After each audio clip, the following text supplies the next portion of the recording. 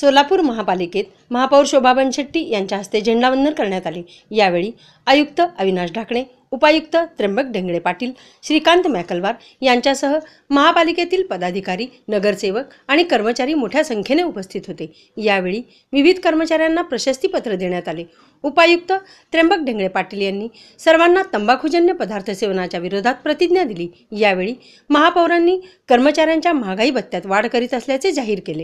लोकशाही विकेंद्रीकरण काम करण्याच्या राष्ट्रपिता महात्मा गांधीचे 150वे जयंती वर्ष आहे, तर त्यांचे स्वप्नाची पूर्तता करण्याचा 74वा गणपती उत्सव हे लोकमहोत्सव वर्षी आहे। हे लक्षात घेता या वर्षामध्ये व त्यापुढे होणाऱ्या सर्व निवडणुकांमध्ये सर्व मतदारांना राष्ट्रीय कर्तव्य भावनेतून सहभाग घेणे आहे। तसेच स्वतःबरोबर इतर सहकार्यांनाही मतदानाच्या कर्तव्यासाठी प्रोत्साहित करणे आवश्यक आहे। आज आपण प्रजासत्ताक दिन साजरा करीत आहोत। स्वच्छ भारत मिशन या योजनेच्या माध्यमातून मोदीजींनी गंगा नदी प्रदूषणमुक्त केले आहे।